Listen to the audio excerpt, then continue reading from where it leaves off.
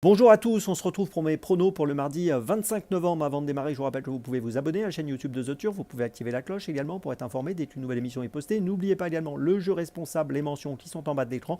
Et concernant le jeu responsable, vous le savez, tous les jours, la The Team vous propose un choix en 6, un choix resserré pour le The 5 Lord, le jeu simple, le jumelé, le trio, etc., etc. Allez, on va démarrer avec un The 5 qui se dispute aujourd'hui à Chantilly sur un parcours de 2500 mètres. Nous sommes sur la piste en sable fibré, ils sont 16 à s'affronter, course assez ouverte, pas mal de possibilités. Je vais tenter un coup de poker dans cette épreuve réservée à des chevaux de 3 ans et plus. Et bien je vais mettre en tête le numéro 4, Everio. Alors je tente un coup de poker parce qu'Everio est plutôt arrangé du côté des outsiders avant le coup, mais c'est un cheval que j'aime beaucoup, qui avait gagné le prix de la Reine Marguerite, il faut s'en souvenir, en septembre 2023 sur un parcours de 2400 mètres, donc les 2500 mètres lui poseront pas de problème, j'en suis certain. Et il n'a pas si mal couru que cela à Longchamp le 5 octobre dernier, il a fini 9e sur 2000 mètres.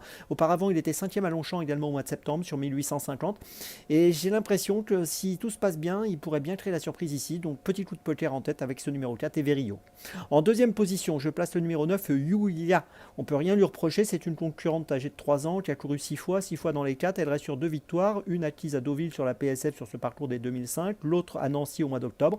Elle peut jouer un bon rôle ici associé à Maxime Guyon.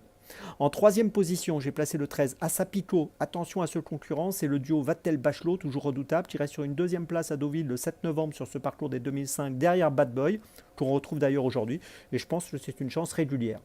En quatrième position, j'ai placé le 3 Bad Boy qui sera monté par Christophe Soumillon aujourd'hui, qui a gagné donc le 7 novembre, qui est en forme, gagné sur ce parcours, et je pense qu'il est compétitif pour une place. En cinquième position, j'ai placé le numéro 6, Thirsty, qui a fini 5e derrière Bad Boy l'autre jour et derrière donc Assapico. Sur la fois de cette ligne, on peut noter qu'en plus cette année, ça a plutôt pas mal marché pour lui. 5 courses, 5 fois dans les 5. Je pense qu'il est capable de prendre une petite place.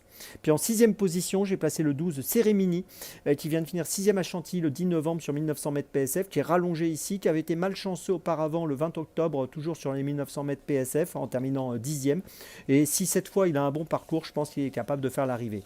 Je vous résume mon choix en 6 pour ce The 5 Lord assez ouvert, avec un coup de poker en tête, le numéro 4, Everio, et puis derrière les numéros 9, 13, 3, 6 et 12. Départ de la course aujourd'hui, attention, 13h55.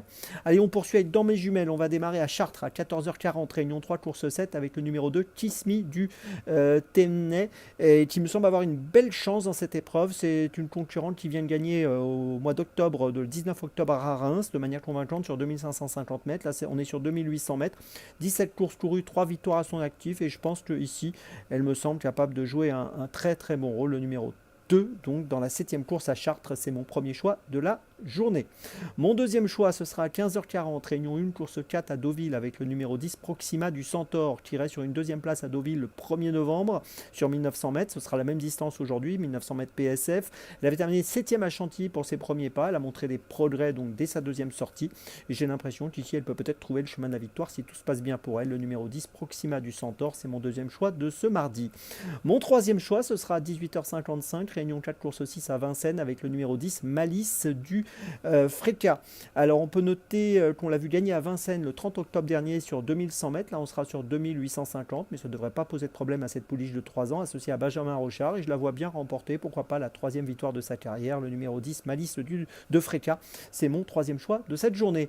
Ma petite folie, ce sera à 18h, réunion 1, course 8 à Deauville, avec le numéro 12, Le Gast, qui est pris en valeur 31 dans ce handicap. Il vient de finir 2e à Deauville le 1er novembre sur 2500 mètres, 5e à Deauville auparavant lors de son avant-dernière sortie qui était correcte. C'est un concurrent qui a déjà brillé dans sa carrière, il va essayer d'obtenir un nouveau succès, et je pense qu'à cette valeur 31, c'est une chance amusante, il peut faire afficher une cote autour des 8-10 euros.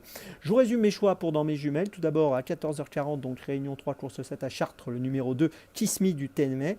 Ensuite dans la 4e à Deauville, le numéro 10, Proxima du Centaure.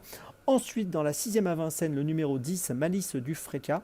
Et puis enfin, donc ma petite folie, dans la 8e à Deauville, le numéro 12, Le Gast. Demain, vous retrouvez Simon. Nous, on se retrouve le 30 novembre, dimanche 30 novembre. Et d'ici là, avec The Turf, ça va aller.